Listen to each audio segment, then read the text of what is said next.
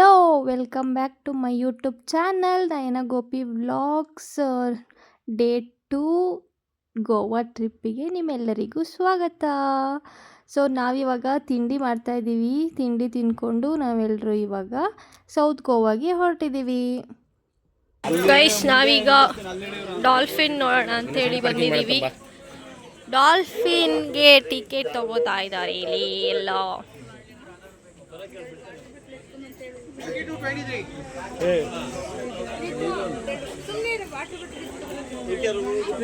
ಇಲ್ಲಿ ಬೋಟ್ಗಳಿದ್ದಾವೆ ಇಷ್ಟೊಂದು. ಅಲ್ಲಿ ಹೋಗಿ ಡಾಲ್ಫಿನ್ ನೋಡ್ಬೋದು. ಆಮೇಲೆ ಒಂದು 3 ಪ್ಲೇಸಸ್ ಇದೆ ನೋಡೋವಂಥದ್ದು. ಸೊ ಇಲ್ಲಿದೆ, ತೋರಿಸ್ತೀನಿ.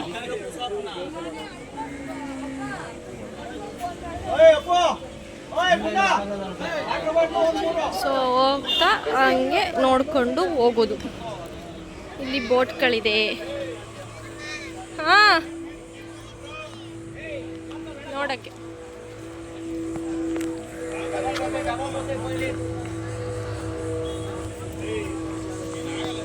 ಸೀರಿಯಸ್ಲಿ ಲಾಗ್ ಮಾಡೋರು ಆ ವಿಡಿಯೋ ಕನ್ಸಿಸ್ಟೆನ್ಸಿನ ಹೇಗೆ ಮೇಂಟೈನ್ ಮಾಡ್ತಾರೆ ಅಂತ ನಿಜವಾಗ್ಲೂ ಗೊತ್ತಿಲ್ಲ. ಸೊ ಯಾವಾಗಲೂ ಫೋನ್ ಹಿಡ್ಕೊಬೇಕು. ಈ ಕಡೆ ನಾವು ಎಂಜಾಯ್ ಮಾಡೋಕ್ಕಾಗಲ್ಲ, ಬರೀ ವಿಡಿಯೋ ಮಾಡ್ಕೊಂಡೇ ಇರಬೇಕು. ಅಕಸ್ಮಾತ್ ವಿಡಿಯೋ ಬಿಟ್ಟು ಎಂಜಾಯ್ ಮಾಡ್ತೀನಿ ಅಂತಂದರೆ ಒಂದಷ್ಟು ಒಳ್ಳೊಳ್ಳೆ ಕಂಟೆಂಟ್ಗಳೇ ಹೋಗ್ಬಿಟ್ಟಿರುತ್ತೆ ಅಲ್ಲಿ.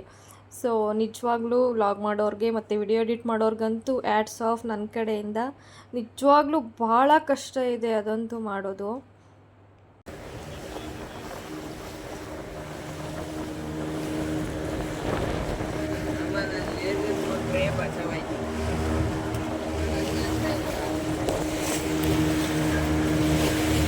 ಸೊ ನಾನು ವಿಡಿಯೋ ಮಾಡುವಾಗಲೇ ಹೇಳಿದ್ದೆ ಅಲ್ವಾ, ಡಾಲ್ಫಿನ್ ನೋಡೋಕ್ಕೆ ಹೋಗುವಾಗಲೇ ಅಲ್ಲೊಂದಷ್ಟು ಪ್ಲೇಸಸ್ಸು ಸಿಗುತ್ತೆ. ಸೊ ಅಲ್ಲಿ ನೋಡ್ಕೊಂಡು ಹೋಗ್ಬೋದು ಅಂತೇಳಿ. ಸೊ ಇದು ಬಂದ್ಬಿಟ್ಟು ಫಸ್ಟ್ ನಮಗೆ ಸಿಗುವಂಥದ್ದು.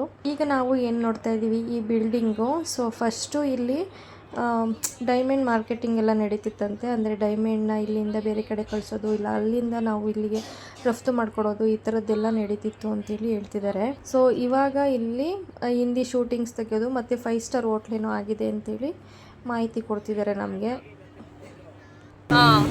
ಡೈಮಂಡ್ ವ್ಯಾಪಾರ ಮಾಡೋರು ಇದ್ರಂತೆ ಇಲ್ಲಿ. ಈಗ 5 ಸ್ಟಾರ್ ಹೋಟ್ಲ್ ಆಗಿದೆಯಂತೆ.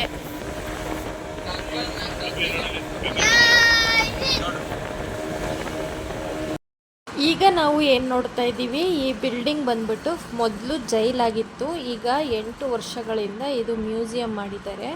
ಸೊ ಇದರಿಂದ ಇಲ್ಲಿ ಪೋರ್ಟ್ ಕಾಣಿಸ್ತಿದೆಯಲ್ಲ ಮೇಲೆ, ಸೊ ಅದೇ ಪೋರ್ಟಲ್ಲಿ ನಾವು ಇವಾಗ ನೆಕ್ಸ್ಟ್ ಹೋಗ್ತೀವಿ. ಸೊ ಅಲ್ಲಿ ತೋರಿಸ್ತೀನಿ. ಅಲ್ಲಿ ಅಂಡರ್ಗ್ರೌಂಡ್ ಜೈಲೆಲ್ಲ ಇದೆ. ಸೊ ಇದು ಬಂದ್ಬಿಟ್ಟು ಇವಾಗ ಜೈಲಾಗಿತ್ತು ಫಸ್ಟು, ಬಟ್ ಈಗ ಮ್ಯೂಸಿಯಂ ಆಗಿದೆ ಅಂತೇಳಿ ಹೇಳ್ತಾ ಇದ್ದಾರೆ. ನಾವೀಗ ಸದ್ಯಕ್ಕೆ ಡಾಲ್ಫಿನ್ ನೋಡೋಗ್ತಾ ಇದ್ದೀವಿ. ಸೊ ಡಾಲ್ಫಿನ್ ಅಲ್ಲಿ ಇಲ್ಲಿ ಕಾಣಿಸ್ತಾಗೆ ಇಲ್ಲಿ ಅಂತ ನೋಡೋದೇ ಒಂದು ಮಜಾ.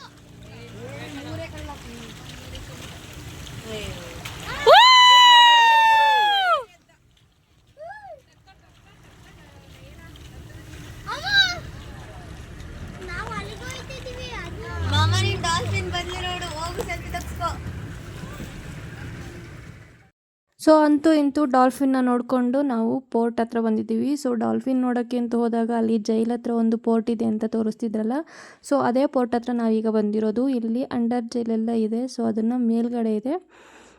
ಈಗ ಪಾಸ್ ಆಗ್ತಾ ಇದ್ದೀವಿ, ಬನ್ನಿ ನೋಡೋಣ.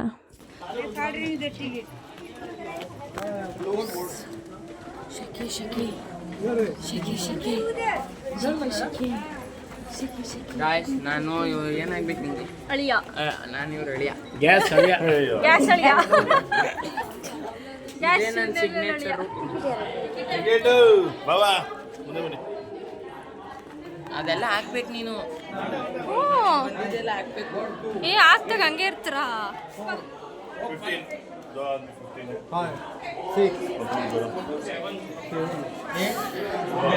ಹಾಂ ತಣ್ಣಗಾಯ್ತು ಗೈಸ್, ಆರಾಮ್ಸೆ ಫ್ರೆಶ್ ಸ್ವಲ್ಪ ತಣ್ಣಗಾಯ್ತು. ವಾವ್, ಗಾಳಿ ಬತ್ತಾದೆ. ಇದೊಂದು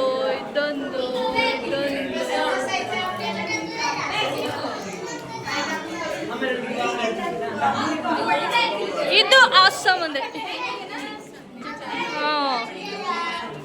ಸಂಜೆ ಟೈಮ್ ಬಂದರೆ ಜಾಗನೇ ಬಿಡಲ್ಲ ಅಂತಾರಪ್ಪ ಅವರೆಲ್ಲ. ವಾವ್,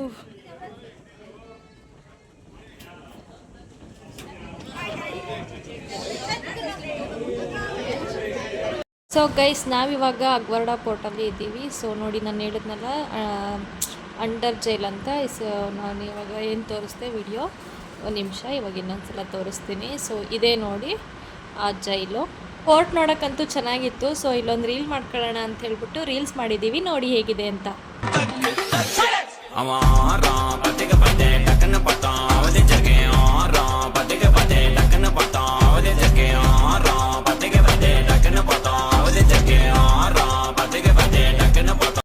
ಸೊ ಹೇಗಿತ್ತು ರೀಲ್ ಅಂತ ಕಮೆಂಟ್ ಹಾಕೋದಂತೂ ಮಿಸ್ ಮಾಡಬೇಡಿ. ಸೊ ನಾವಿವಾಗ ಎಲ್ಲರೂ ಪೋರ್ಟ್ ಒಂದು ರೌಂಡ್ ಹಾಕ್ಕೊಂಡು ವ್ಯೂನ ಎಂಜಾಯ್ ಮಾಡಿಕೊಂಡು ಈಗ ನೆಕ್ಸ್ಟ್ ಪ್ಲೇಸ್ಗೆ ಹೋಗೋಣ ಅಂತೇಳಿ ಹೋಗ್ತಾ ಇದ್ದೀವಿ.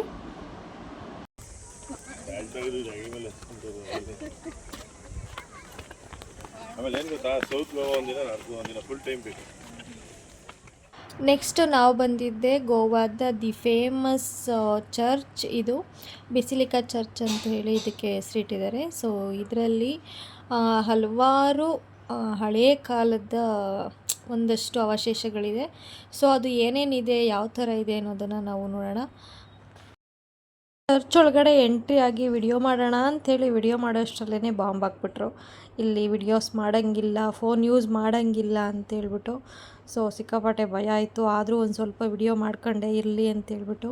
ನನಗೇನು ಭಯ ಇರಲಿಲ್ಲ, ವಿಡಿಯೋ ಮಾಡ್ಕೊಂಬಿಡ್ತಿದ್ದೆ. ಬಟ್ ಒಂದೇ ಒಂದು ವಿಷಯ ಹೇಳೋದು, ಇಲ್ಲಿ ಏನಾದರೂ ವಿಡಿಯೋ ಮಾಡೋದು ನೋಡಿದ್ರೆ ಫೋನ್ ಕಿತ್ಕೊಂಡು ಉಂಡಿ ಒಳಗೆ ಹಾಕ್ಕೊಂಬಿಡ್ತಾರೆ ಅಂತ. ಸೊ ಅದಕ್ಕೋಸ್ಕರ ನಾನು ವಿಡಿಯೋ ಮಾಡೋಕ್ಕಾಗಲಿಲ್ಲ, ಸಾರಿ.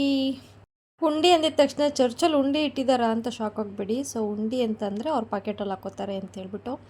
ಸೊ ಇಲ್ಲಿನ ವಿಶೇಷತೆ ಏನು ಅಂತಂದರೆ, ಇಲ್ಲಿ 400 ವರ್ಷಗಳ ಹಿಂದೆ ಡೆತ್ ಆಗಿರೋವಂಥ ಒಬ್ಬರು ವ್ಯಕ್ತಿಯ ಏನಂತಾರೆ ಶವನ ಇನ್ನೂ ಇಟ್ಕೊಂಡಿದ್ದಾರೆ. ಅದನ್ನು ಬೆಳ್ಳಿ ಪೆಟ್ಟಿಗೆನಲ್ಲಿ ಹಾಕಿ ಇಟ್ಟಿದ್ದಾರಂತೆ. ಅದು ಲಾಸ್ಟ್ ಟೈಮ್ ಬಂದಾಗೆಲ್ಲ ನಾರ್ಮಲಾಗಿ ಆಚೆನೇ ಇಟ್ಟಿದ್ರು. ಸೊ ಇವಾಗ ಎಲ್ಲೂ ಕಾಣಿಸ್ತಿಲ್ಲ, ಅದು ಏನಾಗಿದೆ ಅಂಥೇಳಿ ಗೊತ್ತಿಲ್ಲ.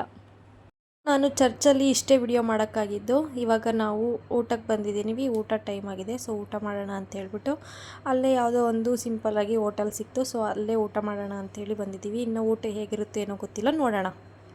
ನಾವು ಫ್ರಾನ್ಸ್ ಊಟ ಹೇಳಿದ್ದೀವಿ, ಫ್ರಾನ್ಸ್ ಊಟ ಬಂದಿದೆ. ಏನೇನಿದೆ ಫ್ರಾನ್ಸ್ ಊಟದಲ್ಲಿ? ಬೆಂಡೆಕಾಯಾ? ಬೆಂಡೆಕಾಯಿ, ಇದೊಂಥರ ಪಲ್ಯ. ಹಲ್ವಾ ಅಲ್ಲ, ಕ್ಯಾರೆಟು ಪಲ್ಯ. ಆಮೇಲೆ ಕಪ್ಪೆ ಚುಪ್ಪು ಕೊಟ್ಟಿದ್ದಾರೆ, ಕಪ್ಪೆ ಚುಪ್ಪು.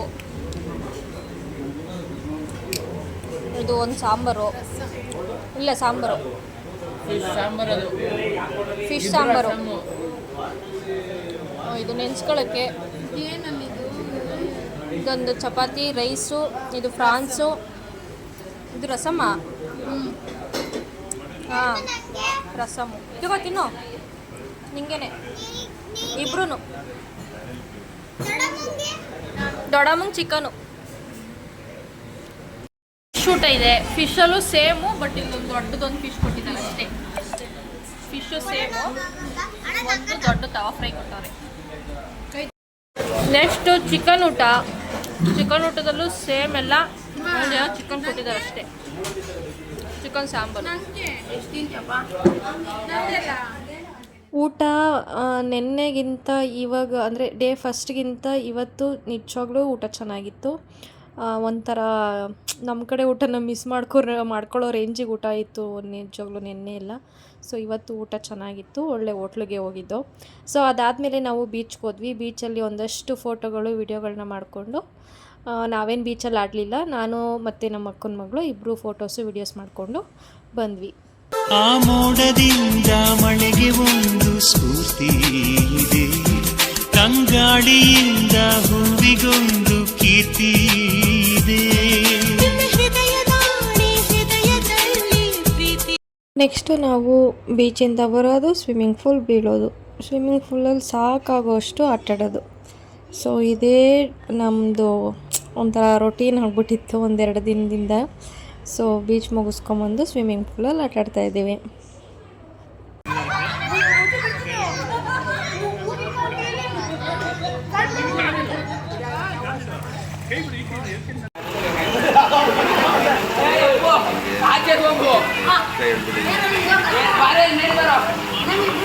ಸ್ವಿಮ್ಮಿಂಗ್ ಪೂಲಲ್ಲಿ ಆಟಾಡಿಕೊಂಡು ಒಂಥರ ಫನ್ನಿಯಾಗೆಲ್ಲ ಆಟಾಡಿಕೊಂಡು ಅಲ್ಲೂ ಒಂದಷ್ಟು ರೀಲ್ಸ್ಗಳನ್ನ ಮಾಡಿಕೊಂಡು ಫೋಟೋಸ್ನೆಲ್ಲ ತೆಗೆಸ್ಕೊಂಡು ಫುಲ್ ಎಂಜಾಯ್ ಮಾಡ್ತಿದ್ವಿ. ಸೊ ಇದು ಡೇ 2 ಟ್ರಿಪ್ ವಿಡಿಯೋ ಆಗಿತ್ತು. So thank you so much for watching. Next Dandeli video ಬರುತ್ತೆ, ವೆಯ್ಟ್ ಮಾಡಿ.